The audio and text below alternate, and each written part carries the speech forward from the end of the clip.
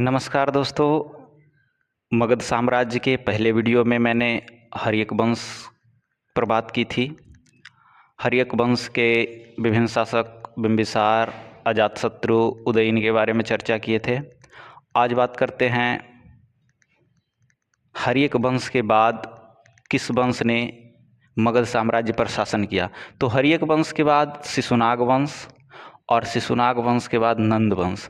आज इन दोनों वंशों पे चर्चा करेंगे।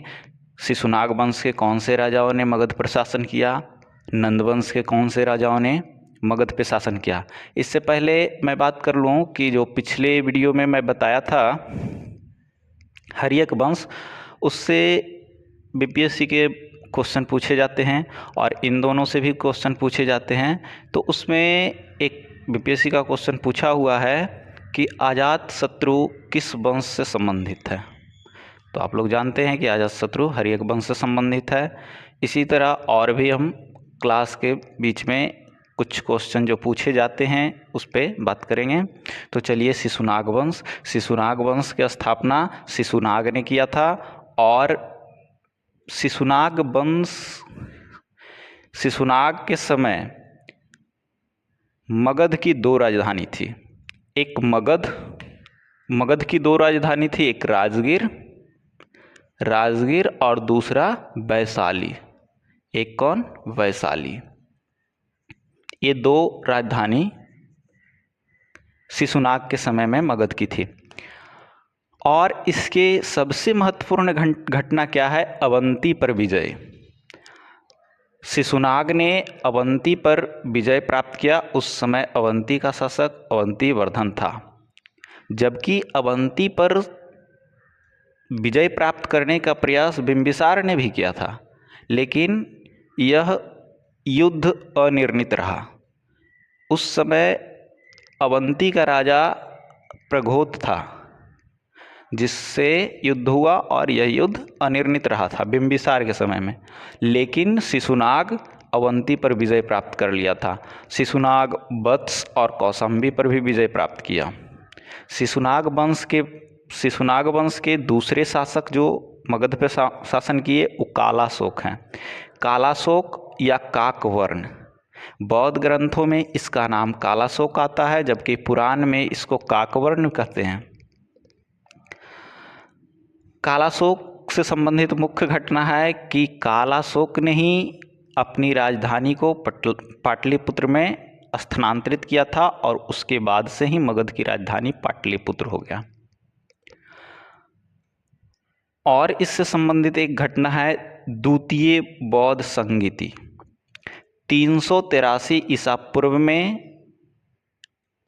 कालाशोक के समय में वैशाली में द्वितीय बौद्ध संगति हुई। और तीसरी घटना है कालाशोक की हत्या कर दी गई थी महापद्म नंद द्वारा। महापद्म नंद इसके राजभवन के ही समीप इसको चाकू मारकर हत्या कर दिया।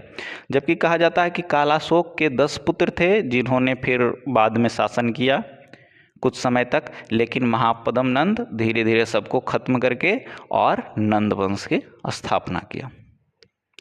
नंद वंश के स्थापना के विषय में महापद्म नंद ने नंद वंश की स्थापना किया और यही पहला शासक नंद वंश का हुआ।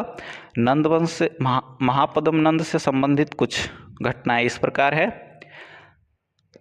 महापद्म नंद के विषय में कहा जाता है कि मगध पर जितने भी शासक हुए उन सब में सबसे शक्तिशाली शासक महापद्म नंद ही थे। इन्हें कई उपनामों से जाना जाता है, जैसे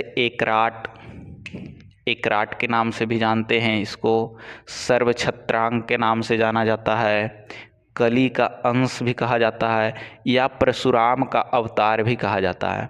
देखिए, शायद 63वीं बीपीएससी में एक क्वेश्चन आया था, एकराट किसके लिए प्रयुक्त हुआ, किस शासक के लिए एकराट शब्द का प्रयोग किया गया है। तो एकराट किसके लिए हुआ है? महापद्म नंद के द्वारा। चलिए, महापद्म नंद के विषय में कहा जाता है कि ये बहुत ही शक्तिशाली शासक था। और इसके बाद क्रमशः 9 शासक हुए। जिसमें 9वें स्थान पे घनानंद का नाम आता है, जबकि कुछ ग्रंथों में कहा जाता है कि महापद्म नंद का ही पुत्र घनानंद था।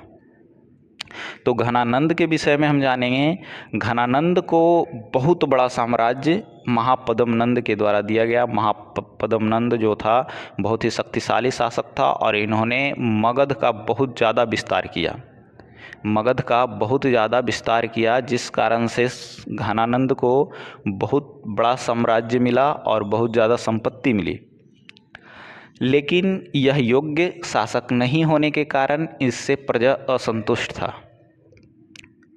घनानंद सिकंदर का समकालीन था। यूनानी शासक सिकंदर के समकालीन घनानंद था और यह चाणक्य का अपमान किया था। एक सभा में चाणक्य का अपमान कर दिया था, जिसके वजह से चाणक्य ने इसके विरोध में चंद्रगुप्त मौर्य नामक व्यक्ति को राजनीति का शिक्षा दिया और उसका सहयोग किया, जिसके वजह से चंद्रगुप्त मौर्य द्वारा घनानंद को पराजित करके उसकी हत्या कर दी गई। तो ये था नंदवंश। और नंदवंश के बाद हम अगले वंश की तरफ बढ़ेंगे, मौर्य वंश, जिसमें बताया जा चुका है कि चंद्रगुप्त मौर्य ने घनानंद की हत्या करके मगध का साम्राज्य स्थापित किया। मगध के साम्राज्य पे अपना मौर्य वंश की स्थापना की। तो चलिए, धन्यवाद दोस्तों।